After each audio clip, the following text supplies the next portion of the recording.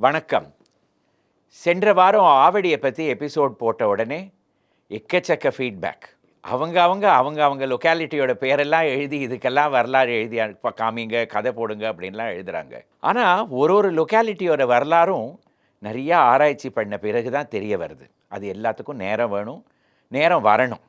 எப்போ அந்த நேரம் வருதோ, நிச்சயமாக ஒரு எபிசோடும் ஒரு ஏரியாவுக்கு டெடிகேட் பண்ணி, நான் அவசியமாக இந்த இதில வந்து எபிசோட்ல அந்த வரலாறுலாம் எடுத்து சொல்றேன். ஆனா, கடந்த ஒரு வாரமாக நான் வந்து ஆராய்ச்சி செய்து கொண்டு வர ஒரு டாபிக் என்னன்னு பார்த்தீங்கன்னா, இந்த ரவுண்ட் டானா அப்படிங்கிற பேரு எப்படி வந்தது? அதுவும் தமிழ்நாட்டுக்கே உரிய ஒரு டெர்மா இருக்கு இந்த ரவுண்ட் டானா அப்படிங்கிறது. வேற எங்கேயுமே பார்க்க முடியாது. ஒரு ரோட்ல வந்து ஒரு வளைவாக வண்டியெல்லாம் சுத்தி வர ஒரு இடமா இருந்ததுன்னா, அதுக்கு ரவுண்ட் டானா அப்படின்னு சொல்லுவோம். இந்த பேர் எப்படி வந்தது? எங்கேருந்து ஆரம்பித்தது? அப்படிங்கிறது தான் இன்னைக்கு எபிசோடு. வாங்க, ஒரு ரவுண்ட் டானாவ பத்தி தெரிஞ்சுக்கலாம்.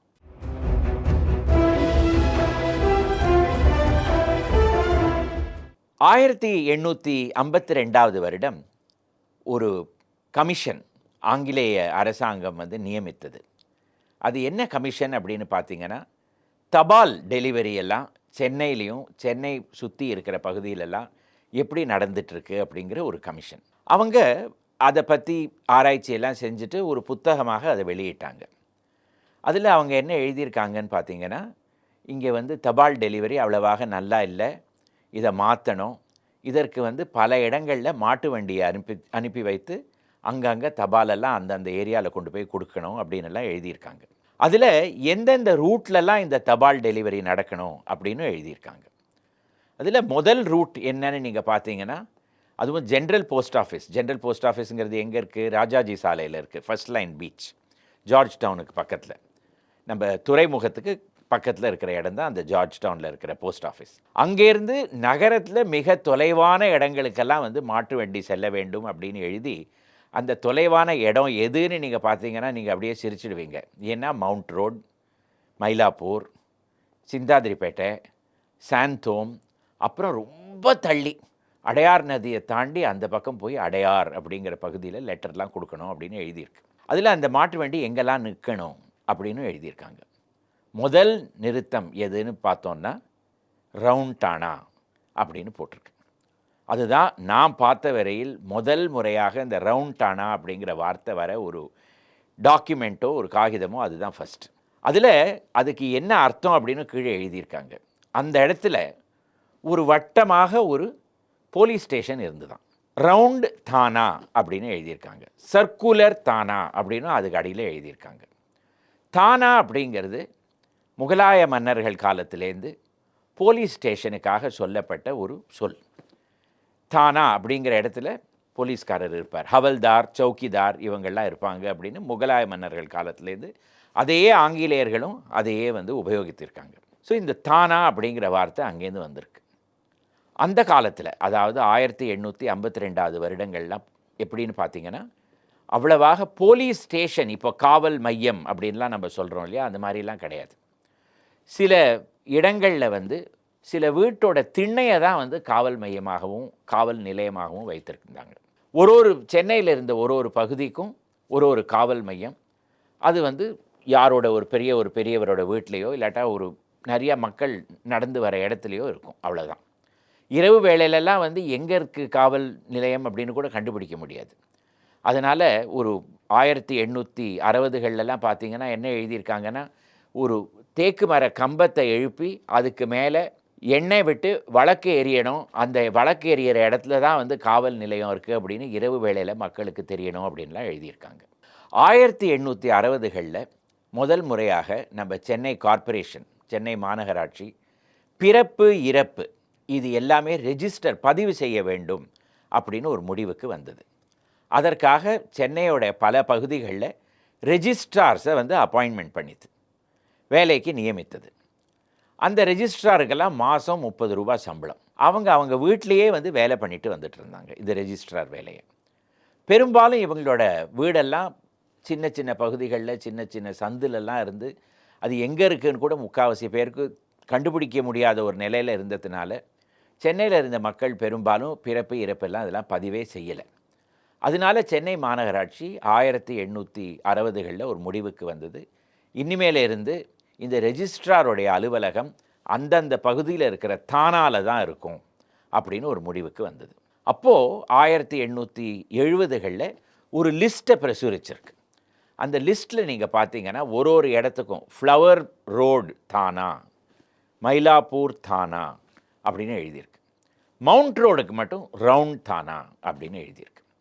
ஸோ இந்த ரவுண்ட் தானாங்கிற இடம் தான் இப்போ நம்ம ரவுண்ட் தானா, அண்ணா சிலை ரவுண்ட் தானா அப்படின்னு நம்ம சொல்கிறோம். அண்ணா சாலையில் இருக்கிற அண்ணா சிலை இருக்கிற இடத்துல இருக்கிற ரவுண்ட் தானாவை தான் அவங்க அந்த காலத்தில் ரவுண்ட் தானா அப்படின்னு சொல்லியிருக்காங்க. ஆனால் 1880களில் பார்த்தீங்கன்னா அந்த போலீஸ் ஸ்டேஷன் அங்கே இல்லை. அது எங்கே போனது அப்படிங்கிறத நம்மளால் கண்டுபிடிக்க முடியல. ஆனால் இன்னொரு விஷயம், இன்னொரு ஆவணத்துலேருந்து என்ன தெரிய வருதுன்னா, அந்த பகுதியில் 1880களில் வாலாஜா ரோட் சந்திப்பில் ஒரு புது போலீஸ் ஸ்டேஷன் கட்டப்பட்டது. அந்த போலீஸ் ஸ்டேஷன் இன்னும் அங்கேயே தான் இருக்குது. அதுலேருந்து நமக்கு என்ன தெரிய வருதுன்னா, இந்த ரவுண்டானாவில் இருந்த அந்த ஒரு வட்டமாக இருந்த போலீஸ் ஸ்டேஷன் இடிக்கப்பட்டு அந்த போலீஸ் ஸ்டேஷனை இடம்பெயர்த்து அந்த வாலாஜா ரோட் முனையில் கொண்டு போய் வைத்திருந்தாங்க. அதுதான் இன்னும் அங்கே இருக்கிற அதே போலீஸ் ஸ்டேஷன். அந்த ரவுண்டானா இருந்த இடத்துல 1887 வருடம் ஆங்கிலேய அரசி குவீன் விக்டோரியா அவர்கள் பதவிக்கு 50 வருடங்கள் முடிந்ததுனால ஒரு பெரிய விழா உலகத்தில் எல்லா இடத்துலையும் நடந்தது. அந்த விழா சென்னையில் நடந்த பொழுது விஜயநகரம் அரசர் அந்த இடத்துல ஒரு ஃபவுண்டன் ஒன்று கட்டி அதை சுற்றி ஒரு கட்டடமும் எழுப்பினார். குவீன் மகாராணி விக்டோரியாவுடைய 50வது வருடத்து நினைவாக அந்த இடத்துல ஒரு ஃபவுண்டனை கட்டினார். அதுக்கு விஜயநகரம் ஃபவுண்டன் அப்படின்னு பெயர். அது எதற்குன்னு பார்த்தீங்கன்னா, அங்கே குதிரை வண்டிகள்லாம் வந்ததுன்னா குதிரையெல்லாம் தண்ணி குடிக்க வேண்டிய இடம், அதற்காக கட்டப்பட்டது. அந்த விஜயநகரம் ஃபவுண்டன் எப்படி இருந்தது அப்படிங்கிறதுக்கு புகைப்படங்கள் எல்லாம் நமக்கு இருக்குது. அதை பார்த்தாலே நமக்கு தெரிய வருது அது எந்த இடத்துல இருந்தது, ரவுண்டானாவில் தான் இருந்தது அப்படிங்கிறது நமக்கு தெரிய வருது.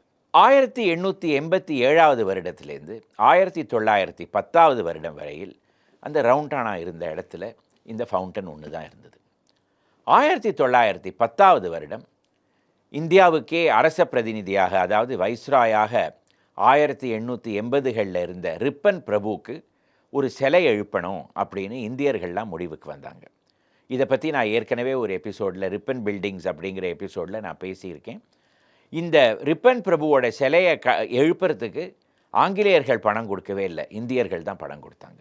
அப்போது லண்டனில் ஃப்ரான்சிஸ் டர்வெண்ட் வுட் அப்படிங்கிற சிற்பி இந்த சிலையை செதுக்கி அது லண்டன்லேருந்து சென்னைக்கு 1910 வருடம் இந்த விஜயநகரம் ஃபவுண்டனுக்கு முன்னாடி அந்த சிலை நிறுவப்பட்டு, அப்போது சென்னையுடைய ஆளுநராக இருந்த லார்ட் பென்ட்லண்ட் அவர்கள் அந்த சிலையை திறந்து வைத்தார்கள். அதிலேருந்து அந்த ஃபவுண்டனும் அதுக்கு முன்னாடி இருந்த அந்த சிலையும் அந்த ரவுண்டானாவில் நின்று கொண்டு இருந்தது.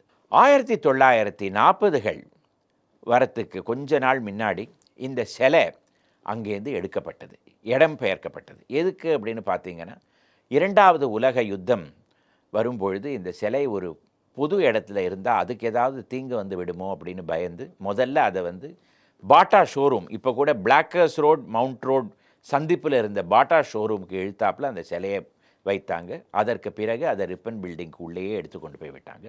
இன்னும் கூட அந்த சிலை அங்கே தான் இருக்குது. இந்த விஜயநகரம் மகாராஜாவோட ஃபவுண்டனில் தண்ணியே வற்றி போய் அது ஒரு கழிவு இடமாக மாறிவிட்டது. அப்போது சென்னை கார்ப்பரேஷனுடைய கமிஷனராக இருந்த திரு ஜேபிஎல் ஷெனாய் அவர்கள் இந்த ஃபவுண்டனை இடிக்க வேண்டும் அப்படிங்கிற ஒரு முடிவுக்கு வந்துவிட்டார். அப்போது சென்னை பத்திரிகை ஹிந்து இதற்கு எதிர்ப்பு தெரிவித்தது. எதற்கு அப்படின்னு பார்த்தீங்கன்னா, அந்த இடத்துல டாய்லெட் கட்டி விடுவாங்க அப்படின்னு ஹிந்துவுக்கு ஒரு பயம் வந்துவிட்டது. அதே போல் அந்த ஃபவுண்டனை அங்கேருந்து எடுத்து அந்த இடத்துல டாய்லெட்டை கட்டி வைத்தது சென்னை மாநகராட்சி. அந்த டாய்லெட்டுக்கு அடியில் ஏர் ரெய்ட் ஷெல்டர் அப்படிங்கிறத கட்டினாங்க. அது எதுக்கு? பாதாள ஷெல்டர். அது எதுக்குன்னு பார்த்தீங்கன்னா, 2வது உலக யுத்தத்தில் ஆகாய மார்க்கத்திலேருந்து குண்டுவீச்சு நடந்ததுன்னா அதுலேருந்து மக்கள் பாதுகாப்பாக இருப்பதற்காக ஒரு சுரங்கம் கட்டி அது அந்த டாய்லெட்டுக்கு அடியில் கட்டப்பட்டது. இப்படி 1940களில் அந்த ஃபவுண்டனும் அங்கே இல்லை, அந்த சிலையும் அங்கே கிடையாது. அது இருந்த இடத்துல டாய்லெட்டுக்கு அடியில் ஏர் ரெய்ட் ஷெல்டர் இப்படி தான் இருந்தது. 1956 வருடம் சென்னை மாநகராட்சி ஒரு முடிவுக்கு வந்தது.